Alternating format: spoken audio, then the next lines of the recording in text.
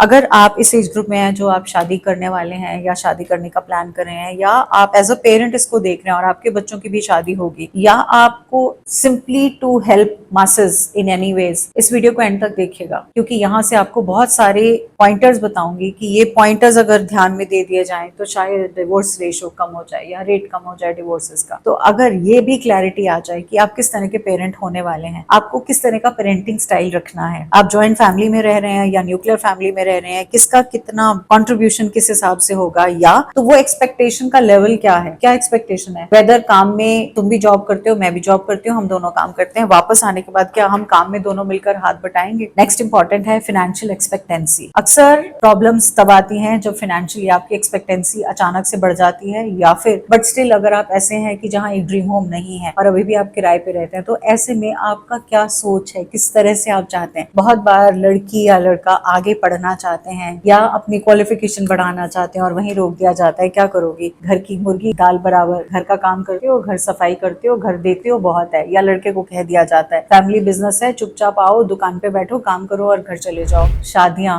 लंबा नहीं चल पाती। अब तो सवाल ये हो गया शादियां करना ही नहीं चाहते लोग, और इतने सारे केसेस होते हैं जहाँ पे सिंगल पेरेंट अपने बच्चों को लेकर जूझते रहते हैं, वेदर मेल और फीमेल। एजुकेशनिस्ट होने के नाते बहुत सारी बार ऐसे पेरेंट्स आते थे एडमिशन के लिए जहाँ एज अ सिंगल मदर मुझे कहना चाहिए हर 10 या 12 एप्लीकेशन में से एक एप्लीकेशन जरूर होती और बहुत तकलीफ होती थी, बहुत दुख लगता था। ऐसा लगता था कि एक रिश्ता जिसमें हम बनना चाहते हैं और दो लोग मिलकर उसमें आना चाहते हैं, उसके बावजूद शायद एक दूसरे को बहुत टाइम से जानते पहचानते हैं, सब कुछ होते जोते भी सब एक दूसरे को पहचानते हुए, परिवार एक दूसरे को पहचानते हुए, फिर भी रिश्ते नाकामयाब हो जाते हैं और वो वार्मथ नहीं रह जाती और end of the day bitterness, लांछन, एक दूसरे पे भला बुरा कहना और ये सब चीजें बहुत तकलीफदेह होती हैं। लड़का लड़की के लिए नहीं, सिर्फ उनके तो हैं ही हैं बिकॉज वो तो उससे गुजर रहे हैं, उसके साथ साथ उनके पेरेंट्स सबसे ज्यादा, बिकॉज चाहे लड़का हो लड़की हो दोनों के माँ बाप नहीं चाहेंगे कि दोनों के अंदर घमासान युद्ध रहे या इस तरह से टकरार रहे कि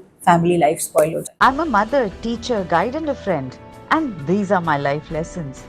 I'm Dr. Neeti Kaushik and welcome to my channel Nitty Gritty with Dr. Neeti Kaushik. आज की वीडियो थोड़ी सी सेंसिटिव, थोड़ी सी डिफरेंट है और मेरे ऐसा टॉपिक जिसके लिए मुझे ऐसा लगा मुझे जरूर कुछ चीजें आपसे शेयर करनी चाहिए। अगर आप इस एज ग्रुप में हैं जो आप शादी करने वाले हैं या शादी करने का प्लान कर रहे हैं या आप एज अ पेरेंट इसको देख रहे हैं और आपके बच्चों की भी शादी होगी या आपको simply to help masses in any ways, इस वीडियो को एंड तक देखिएगा क्योंकि यहाँ से आपको बहुत सारे पॉइंटर्स बताऊंगी कि ये पॉइंटर्स अगर ध्यान में दे दिए जाएं तो शायद डिवोर्स रेशो कम हो जाए या रेट कम हो जाए डिवोर्सेस का। इसी से रिलेटेड ये वीडियो बनाई है। आज इस चैनल से हटके है थोड़ा सा, बट टॉपिक मेरे करीब था दिल के, इसी वजह से बनाई। आई होप आपको पसंद आएगी। जरूर मुझे बताइएगा, शेयर करिएगा कि जो मैंने आपसे इस वीडियो का कंटेंट दे रही हूँ क्या ये आपके दिमाग के दरवाजे खोलता है और आपको ऐसा रियलाइजेशन होता है कि इन चीजों का डिस्कस होना जरूरी है। तो 12 ऐसी चीजों की हम बात करेंगे जो शादी से पहले अगर between boy and the girl and between the families, कुछ चीजें बिटवीन बॉय एंड गर्ल, इसमें से कुछ ऐसे चीजें होंगी जो बिटवीन फैमिलीज अगर शेयर हो जाए, डिस्कस हो जाए तो अच्छा। हम लोग अक्सर हनीमून की बात करते हैं, कहाँ रहेंगे इसकी बात करते हैं, कहाँ घूमने जाएंगे, क्रूजो कैसा होगा, कपड़े कैसे होंगे, ये सारी चीजें एक साइड हो जाती हैं बिकॉज जब शादी हो जाती है ना तो उसके बाद एक लड़का और लड़की साथ नहीं होते, पूरे परिवार एक साथ होते। तो सबसे इंपॉर्टेंट चीज नंबर 1 जहाँ लड़ाइयाँ होती हैं वो होते हैं बिल्स को लेकर। Discuss the bills. अगर आप दोनों कामकाजी हैं तो कैसे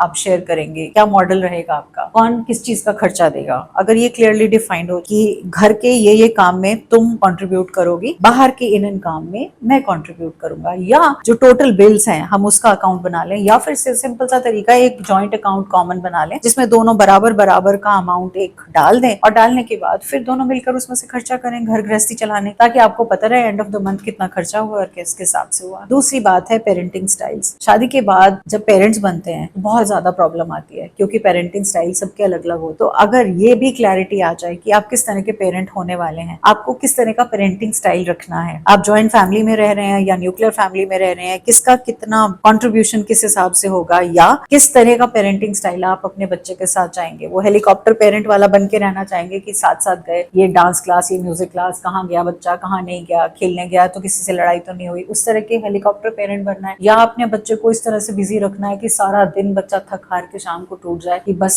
हो गया पूरे दिन का, उस तरह के पेरेंटिंग स्टाइल करना है। आपको अपने बच्चे को क्या सिखाना है, क्या देना है, क्या उसको कंट्रीब्यूट करना है। थर्ड इंपॉर्टेंट एरिया आता है वो है क्रेडिट। अक्सर मैरिज के टाइम पे बहुत सारे खर्चे करने के लिए बहुत बार बहुत सा लोन ले लिया जाता है और बहुत सारा क्रेडिट ले लिया जाता है, या बाद में प्लान किया जाता है अच्छा हम इस चीज के लिए इतना क्रेडिट लेते हैं, इतना लोन लेते हैं और इस हिसाब से ये लोन लेने के बाद ये डेट आएगा, इसको हम पे ऑफ करेंगे। बट अचानक से जब जॉब चली जाती है तो फिर सारा सिस्टम हिल जाता है। तो इस चीजों की क्लैरिटी आपस में बहुत ज्यादा जरूरी है। नेक्स्ट इंपॉर्टेंट पॉइंट आता है और चौथा पॉइंट है रिलीजन को लेकर। बहुत बार इंटरकास्ट मैरिजेस होती हैं, बहुत बार कास्ट में भी होती हैं, उसके बावजूद रिलीजन एक बड़ा मोटा मुद्दा बन जाता है फैमिली में टकरारों का। वो भले ही कोई दो अलग अलग रिलीजन्स को फॉलो करना हो, भले ही कस्टम्स अलग अलग हो, ट्रेडिशंस अलग अलग हो, उसको लेकर छोटी छोटी बातों में इतनी बड़ी बवाल उठ जाते हैं कि वो डिवोर्सेस तक निकल आते हैं। तो ऐसे में ये क्लियर स्टेटमेंट होना जरूरी है। पांचवें पॉइंट पे फैमिली के साथ डील कैसे करना है। परिवार दो होते हैं, एक नहीं, बॉय की साइड का भी गर्ल की साइड का भी, दोनों की इक्वली इंपॉर्टेंस होती है। अक्सर हम एज गर्ल जब आती है इस परिवार में तो अपना परिवार कहीं पीछे छूट जाता है टोटली और यहाँ के हो जाते हैं, या फिर ऐसा भी बहुत बार होता है कि इस परिवार में होने के बावजूद 24 घंटे जो पुराना मतलब गर्ल का पहले वाली फैमिली है वो 24 घंटे उसी के अंदर हम जूझते हैं, बात करते हैं, इंटरफेरेंस होती है, बहुत सारी चीजें होती है। तो ये एक क्लैरिटी होनी शुरू से ही जरूरी है कि आप क्या चाहते हो, किस तरह से डील किया जाए फैमिली के साथ, क्या चीजों में आपको इंडिपेंडेंट डिसीजंस लेने हैं, किन चीजों में आपको फैमिली को इन्वॉल्व करना है, किस लेवल तक इन्वॉल्व करना है, ये सबकी क्लैरिटी भी होनी बहुत जरूरी है। नेक्स्ट इंपॉर्टेंट है चाइल्डहुड ट्रॉमास। शादी होने तक तो ठीक है, लेकिन बहुत बार बचपन से बड़े होने तक बहुत सारी ट्रॉमेटिक सिचुएशंस में से निकलते हैं। जैसे कुछ बच्चे ऐसे होते हैं जो सिंगल पेरेंट के द्वारा बड़े होते हैं, उनके अंदर ऑलरेडी बहुत सारी इनसिक्योरिटीज होती हैं, उनके अंदर डीप रूटेड फियर होता है, उनके अंदर रेस्टलेसनेस होती है। तो आपको क्या एक दूसरे की उन चीजों से आप अवेयर हैं, आपको पता है कि किस तरह का चाइल्डहुड ट्रॉमा से एक दूसरे से मतलब वो लड़का कैसे निकला है, लड़की कैसे निकली है, उन्होंने उसके लिए क्या क्या किया है। आर यू मेंटली प्रिपेयर्ड कि इस तरह के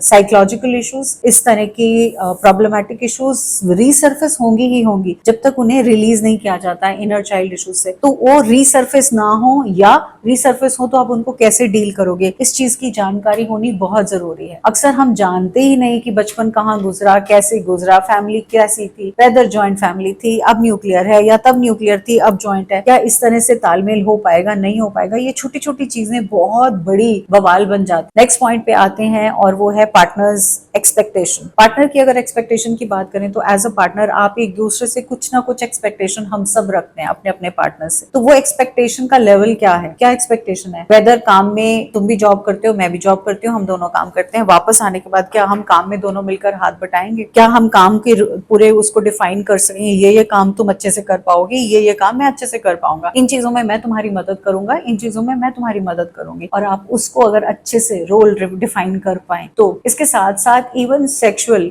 केमिस्ट्री और वो बात, ये भी एक इम्पॉर्टेंट रोल है जो फिजिकल इंटीमेसी को लेकर हम साइड कर देते हैं और हमेशा ये सोचते हैं इसके बारे में क्या डिस्कस करना, क्योंकि ओल्ड टाइम बिलीव्स में ये डिस्कशंस नहीं होते थे और आज वही एक प्रॉब्लम बन जाते हैं। नेक्स्ट इंपॉर्टेंट है फाइनेंशियल एक्सपेक्टेंसी। अक्सर प्रॉब्लम्स तब आती हैं जब फाइनेंशियली आपकी एक्सपेक्टेंसी अचानक से बढ़ जाती है, या फिर आप एज अ होम मेकर हैं और कहा जाता है कि नहीं आप जॉब कर लीजिए, एक एडेड सोर्स ऑफ इनकम हो जाएगा, या आप जॉब करना चाहती हैं और घर वाले कहते हैं नहीं आप जॉब नहीं कर सकते। ऐसे ही आपकी क्या एक्सपेक्टेंसी है, इसकी बात शुरू से ही क्लियर होनी चाहिए। बाद में मनमुटाव हो, गुस्सा हो, परेशानी हो और वो आपको तंग करे, इसका कोई मतलब दूर दूर तक इससे कोई फायदा नहीं मिलने वाला। Another very very important is family health history. कुछ ऐसी डिजीजेस या कुछ ऐसी प्रॉब्लम्स जो फैमिली में चली आ रही हैं, वेदर हाइपरटेंशन की है, वेदर ब्लड प्रेशर की है, अगर ऐसा है तो एज एक्सपेक्टेंसी की है, छोटी छोटी चीजें लेते हुए समझते हुए आपको देखना है कि क्या ऐसी फैमिली हिस्ट्री में प्रॉब्लम्स हैं और क्या ऐसी वाली प्रॉब्लम्स हैं जिनका कोई क्योर भी है, पॉसिबिलिटी है कि नहीं। बाद में कहा जाए हमें पता ही नहीं था आपके खानदान में तो ये बीमारी है, आपके खानदान में तो ये है, और फिर हम उसके लिए जूझते फिर रहे हैं और एक दूसरे को बोल रहे हैं आप अपने लाइन चलो, आप अपने लाइन चलो, एंड वो तंग हो जाए। इसके अगला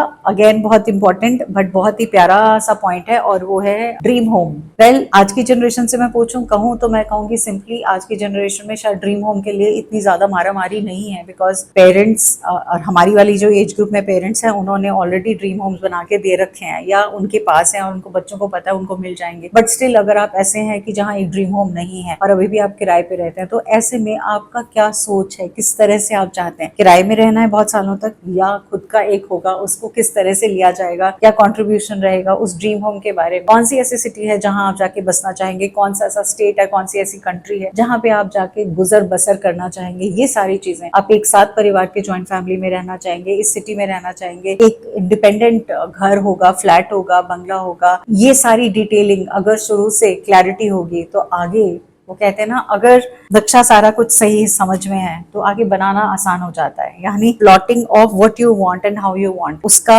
फाइनर ट्यूनिंग होती रहे तो बहुत अच्छा है। नेक्स्ट पॉइंट पे आते हैं, और जैसे फिजिकल हेल्थ हिस्ट्री की बात की उसी तरह से मेंटल हेल्थ हिस्ट्री भी बहुत जरूरी है। बहुत बार कुछ ऐसे घर में केसेस होते हैं जो कहीं ना कहीं किसी इस ऐसे तरह के एरिया से कनेक्ट होते हैं जो मेंटल हेल्थ की वजह से घर में बहुत सी प्रॉब्लम्स रहती हैं। शायद एक मेंबर को, दो मेंबर को, तीन मेंबर्स को, जो जिस चीज में हम बहुत सारा छुपा जाते हैं, अरे लड़के की शादी रुक जाएगी, ये सारी बातें मत आओ, अगर बाद में पता चलेंगी तो शादी बनी बनाई टूट जाएगी। तो कभी भी इस तरह के सिचुएशंस में मत आने दो जहां आपको ये लगे ये कर लो तो ठीक है, इसको छुपा दो, इसको बचा दो, इसको ना बताओ, लेटर ऑन जब पता चलेगी तो वो आग में घी का काम करेंगी। तो ऐसे क्यों इन सिचुएशंस में डाला जाए जस्ट बिकॉज आपको बेटी ब्याहनी है, सूली पे नहीं चढ़ानी, आपको बेटा ब्याहना है, सूली पे नहीं चढ़ाना। तो ऐसे में इट्स वेरी वेरी इंपॉर्टेंट, जिगर का टुकड़ा है, जिगर की टुकड़ी है तो बड़े नाजों से पाला है। ऐसे ही नहीं किसी को पकड़ा देना है कि हाँ भैया अब हमारा काम खत्म, अब जिम्मेवारी तुम्हारी। Not like that. Last but not the least एक इम्पॉर्टेंट पॉइंट और है, और वो है करियर और एजुकेशन से रिलेटेड। बहुत बार लड़की या लड़का आगे पढ़ना चाहते हैं या अपनी क्वालिफिकेशन बढ़ाना चाहते हैं और वहीं रोक दिया जाता है, क्या करोगी, घर की मुर्गी दाल बराबर, घर का काम करते हो, घर सफाई करते हो, घर देते हो, बहुत है। या लड़के को कह दिया जाता है फैमिली बिजनेस है, चुपचाप आओ, दुकान पे बैठो, काम करो और घर चले जाओ, या जो भी बिजनेस है ऑफिस आओ और चले जाओ। तो ऐसे में अगर कोई बच्चा और एजुकेशन चाहता है तो उसको रोका क्यों जाए। मुझे याद आता है मेरे एक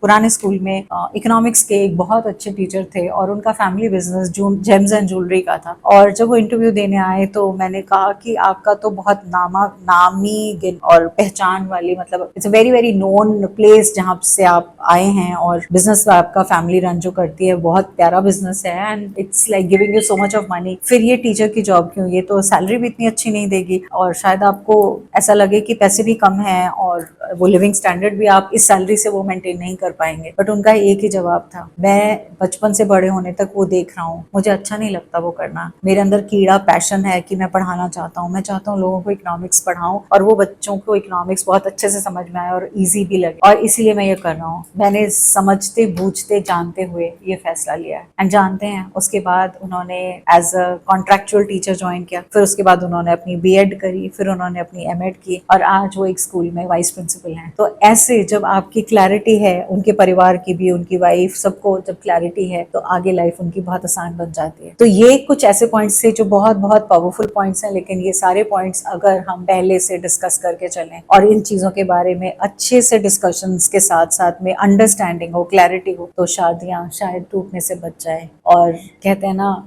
it's a lot of effort which goes into anything and to sustain it's more important। शादी तो फिर हो जाती है, उसको सस्टेन करना भी उतना ही मुश्किल है। तो सस्टेनेंस भी आधे हद तक क्लैरिटी में आ जाएगी अगर ये सारे पॉइंट्स पहले से अंडरस्टूड होंगे। इस वीडियो को ज़रूर बहुत से लोगों से शेयर कीजिएगा और इस वीडियो को लाइक, सब्सक्राइब, चैनल को कीजिएगा। Thank you so very much with lots and lots of love and happiness and God bless you. ईश्वर से यही प्रार्थना करूंगी कि इस विवाह के बंधन में जितने भी लोग बंधने जा रहे हैं या जाने वाले हैं, उनकी लाइफ को ईश्वर अच्छे से, प्यार से, बहुत से ब्लेसिंग्स के साथ, अबंडेंस के साथ उन तक ब्लेसिंग्स पहुंचाएं। Love and lots of love and thank you so much.